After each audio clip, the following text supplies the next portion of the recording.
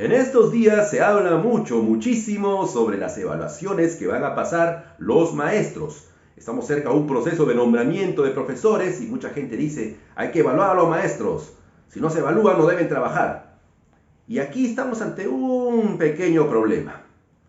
Cuando hablamos de evaluación, a la mayor parte de personas, lo primero que se le viene a la cabeza es una prueba escrita. Por lo tanto, el maestro debe dar una prueba escrita. Y si aprueba la prueba escrita, buen maestro. Y si no aprueba la prueba escrita, pues es un mal maestro.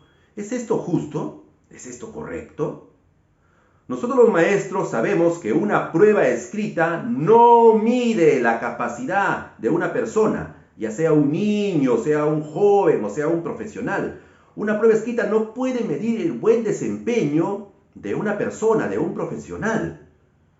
No basta con una prueba escrita. Hay otras maneras de evaluar a los profesores, a las maestras y a los maestros. Una prueba escrita podrá medir el nivel de creatividad de una profesora de arte. Una prueba escrita podrá medir la velocidad, la agilidad de un profesor de educación física. A través de una prueba escrita podemos estar seguros que la futura maestra de inglés va a hacer buenas clases. No, por supuesto. Una prueba escrita no puede determinar los criterios profesionales de un maestro. Y mucho menos una prueba escrita podrá medir todo el potencial de un profesor innovador, de un maestro que ha leído muchos libros de educación, conoce las teorías educativas y que tiene planes, proyectos, ideas que va a llevar al aula. Eso no lo mide una prueba escrita. Y llegado a este punto, muchos estarán diciendo, entonces el profesor Leonardo se opone a la evaluación, no quiere que los maestros sean evaluados. Por supuesto que debe existir una evaluación. Todo profesional de una u otra manera es evaluado por sus jefes o superiores.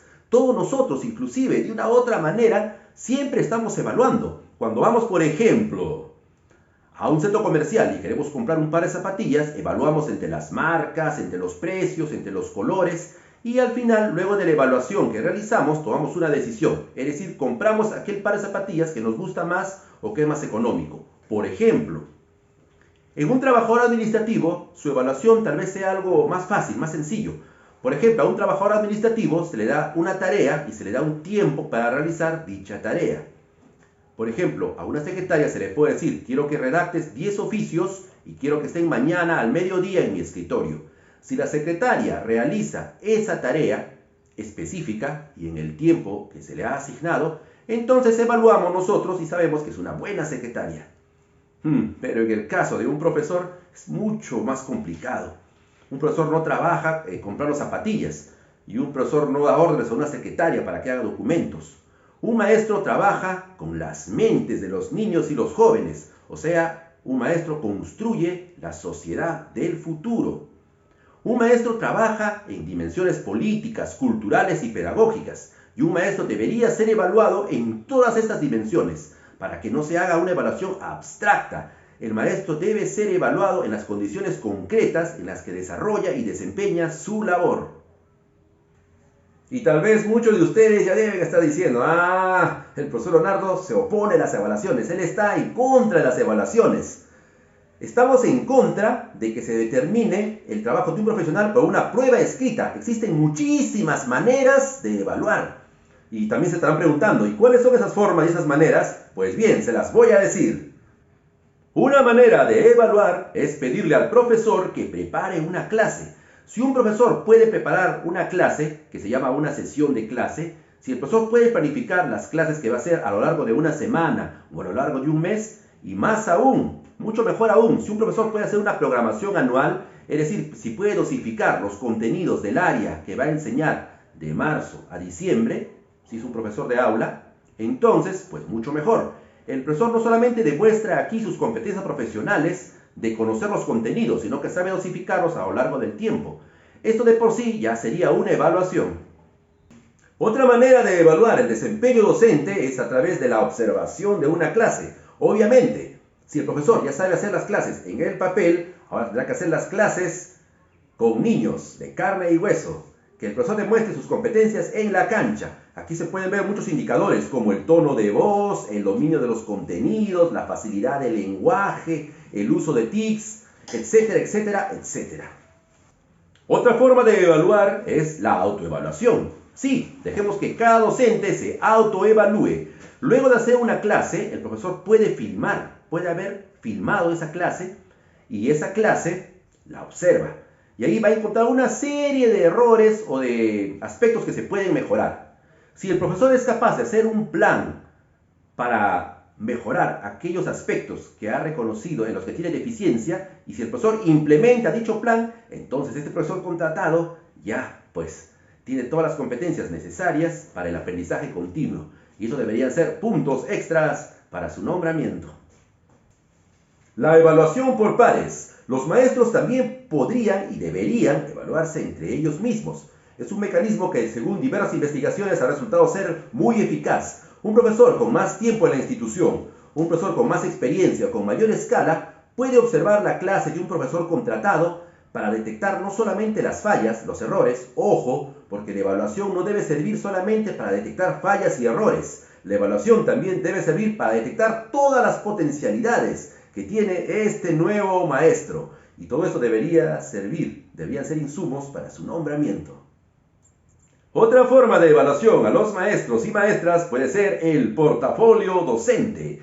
Pero en un portafolio no solamente hay que poner todas las sesiones que se han hecho durante todo el año, lo cual, dicho sea de paso, es un atentado al medio ambiente porque es un desperdicio de papel. No. En un portafolio deben estar las actas que hace el maestro con los padres de familia, que es una evidencia de los temas que se tratan, las escuelas de padres, los conflictos que el profesor puede haber solucionado entre estudiantes o entre padres y estudiantes deben constar en actas y eso es parte del portafolio. En un portafolio también pueden estar fotografías o videos de aquellas clases que les salieron excelentes, o de un paseo que realizaron, o de una situación que fue verdaderamente significativa y que propició el aprendizaje de los estudiantes. Todos estos elementos deberían estar en un portafolio. Un portafolio bien estructurado, con buenas clases, con imágenes, con videos, puede también ser un elemento de evaluar a un profesor contratado. Un maestro no solamente realiza un trabajo dentro del aula, un maestro también tiene otros trabajos, otras comisiones, como ver los concursos de pintura, el trabajo con el municipio escolar, la tutoría de los niños. Si un profesor demuestra que es bueno en el aula y también tiene predisposición a apoyar en las diversas actividades del colegio, estos deberían ser también puntos a considerar en su evaluación y para su nombramiento o su ascenso. Si el profesor contratado crea una página web o un aplicativo para mejorar el trabajo del director, si apoya las gestiones, va a los municipios, gestiona la construcción de un segundo piso, mobiliario, libros ante una empresa privada, este maestro también demuestra compromiso con la comunidad, con el colegio y con la educación. Y este maestro obviamente también debería ser nombrado automáticamente. ¿Por qué no? Elevar los logros de aprendizaje. Parece algo obvio, pero hay maestros que tienen buenos logros de aprendizaje con sus estudiantes y lo hacen año tras año y a veces lo hacen colegio tras colegio y sin embargo no son nombrados. Si un profesor ha demostrado que puede lograr buenos niveles de desempeño, buenos logros de aprendizaje de sus estudiantes, también debería ser nombrado de manera automática. Otra forma de evaluación es haber ganado diversos concursos que se realizan a nivel regional o nacional. Si un profesor, por ejemplo, ha ganado un concurso de FONDEP o de buenas prácticas, entonces este profesor ya debe ser nombrado de inmediato, porque ya demostró y por demás inclusive que tiene las competencias profesionales necesarias. Y no solamente debería ser nombrado el maestro, sino que también se le deberían dar todas las facilidades para que continúe implementando sus proyectos pedagógicos a nivel de escuela, a nivel de distrito. Y por supuesto, el Ministerio de Educación a este profesor también debería de darle todas las facilidades para que su obra sea difundida e inclusive para que se pueda adaptar a otras regiones, a otras zonas. ¿No es cierto? Ser voluntario. Si un profesor fue o es voluntario, por ejemplo, en salud, con un trabajo ad honorem, o pertenece a un cuerpo de bomberos, pues esto también debe significar puntos extra, puntos de más, para que el profesor sea nombrado o ascendido. Y si por ejemplo tenemos el caso de un deportista destacado, ¿no? Digamos como Sofía Mulanovich, por ejemplo, que decide estudiar educación o decide seguir una segunda carrera en educación y quiere trabajar en el sector público, entonces también deberían de darle puntos extras, ¿no? Otra forma de evaluación, la opinión favorable de una comunidad. Por lo general, en diversas comunidades se observa que cada año le cambian el profesor, cada año un profesor diferente. De esta manera, un profesor no tiene tiempo de empaparse de una realidad social y cultural. Además, si los profesores llegan a un lugar y conocen la lengua, conocen la cultura, interaccionan con la comunidad, muchas veces la comunidad quiere que este profesor se quede de manera permanente, que el profesor inclusive pueda ser nombrado en la comunidad. Se tiene que escuchar a la comunidad, se tiene que escuchar a los padres de familia, se debe escuchar a los estudiantes. Si el maestro tiene ascendencia, hace un buen trabajo, merece ser nombrado en dicho lugar.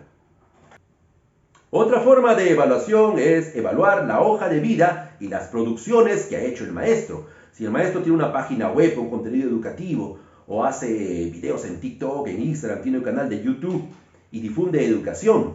Si el maestro ha escrito libros, si el maestro crea publicaciones, si el maestro realiza y publica investigaciones, si el profesor contratado crea materiales didácticos que potencian, que aceleran el aprendizaje en los estudiantes, entonces este maestro está demostrando que tiene las competencias para trabajar y por lo tanto también debería ser nombrado. Se debe evaluar por lo tanto también las producciones que realiza un docente.